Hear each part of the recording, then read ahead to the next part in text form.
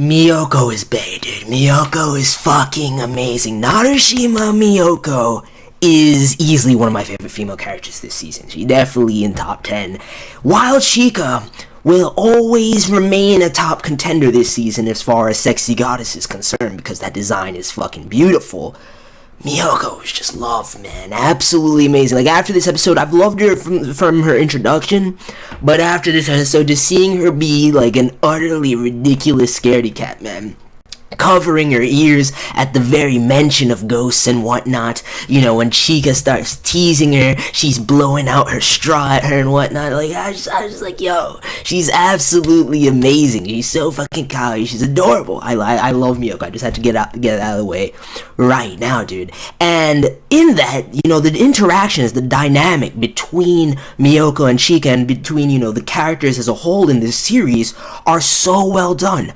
The dialogue is clean. None of it feels forced, and it's just very, you know, realistic and well-paced interactions and dynamics, and I love that about this series, as well as, you know, the depth to these characters and you know, diving into their individual backstories. Even the side characters, like the landlord in this episode, had a genuine story and had, you know, this realism about him that I absolutely love about this series. So that's one thing that this series does well, as far as I'm concerned.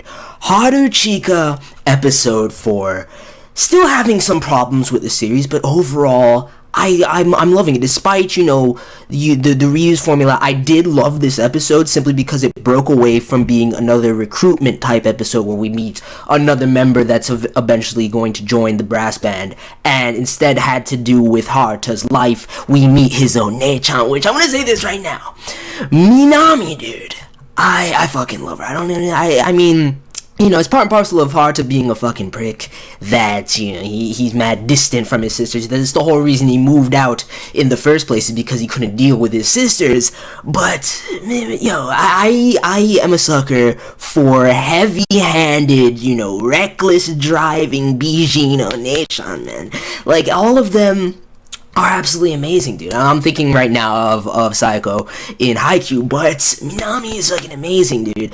And I love the role that she played in this episode, and kind of you know, using her as a plot device to progress, you know, the individual plot and scenario of this episode. So I like to see that. As far as the mystery goes in this one, it was very refreshing to see. Like, once I figured out what was going on, and, you know, having the whole backstory of the landlord's uncle and that whole dynamic, which is what I'm saying, like, getting into that in the landlord's character, finding out about his regrets of, you know, what he said to his uncle and everything like that, and, you know, how he was a trickster and how he grew up and what. I was just like, this is very, you know, real. It's just mad visceral, and I like to see that. But the fucking apartment building being a gigantic piggy bank, that is one of the quirkiest things I've seen in a while. It's just so fucking eccentric. I was just like, yo.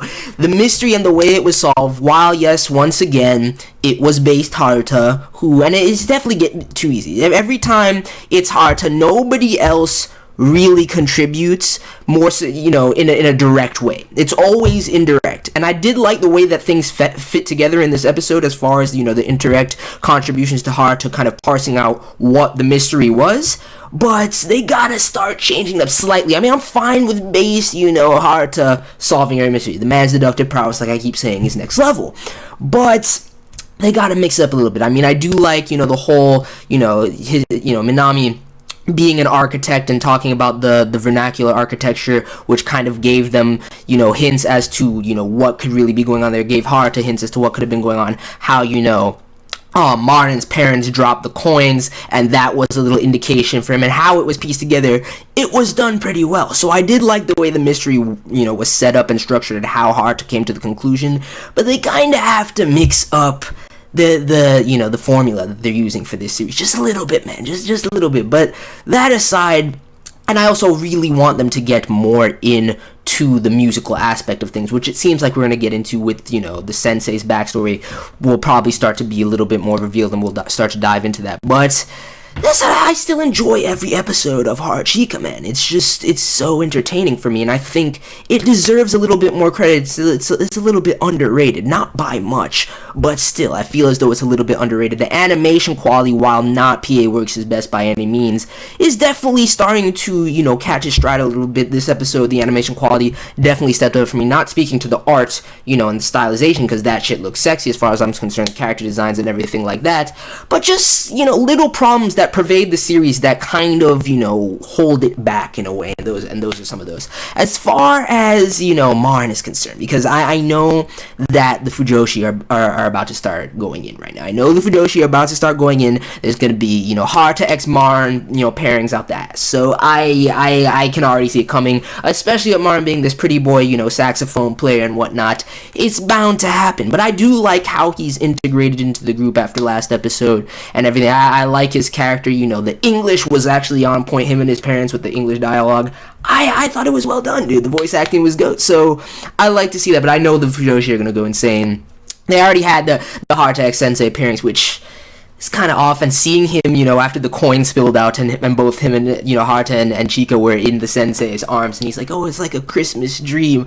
I was just like, yo, this series, it's something so refreshing about Haruchika for me, that I really do enjoy it, and I really didn't think that with this kind of pace, even though we're getting somewhere, you see Chika growing musically, the band is starting to come together, and you see the progression time-wise as we're around Christmas time in this, it's still very slow-paced series, very, episodic, mystery of the week, and the mysteries are quite mundane, but I like the unique nature of each mystery and how it draws me in, despite the rinse and repeat formula of, oh, it's Haruta once again, he's gonna solve the shit, nobody else really has to have a hand in it, but it's interesting to see the character dynamics and everything like that. So that was fine. It was a great episode overall for me personally. I enjoyed it. And I can't wait to see what happens next. Hopefully, we can definitely start to delve into the musical aspects. Hopefully, some of the problems that this series has that are holding it back can be stripped away, and the animation quality also can be stepped up even more. And Haruchika can really hit its stride and be, a very solid anime. If it doesn't, though, it could also definitely fail. From my perspective right here, the next couple of episodes are going to be crucial in terms of how it's executed and handled. But I'm enjoying the series, man. I really am, and I'm surprised that I'm continuing to review it, because this is definitely the type of series that I would just, be like, I don't wanna watch it weekly. I don't want to review it. I just want to, watch it on my own time, sit back, probably collect a couple episodes, binge them. It happens, often with series like this for me. But I'm surprised that I'm really engaged with it, and I think a lot of it is the characters and the character interactions, because especially fucking Miyoko, dude. She's fucking, MIYOKO IS love. But that's pretty much it for this one. Let me know how you're feeling about Haruchika right now. How'd you feel about this episode? And I'm out.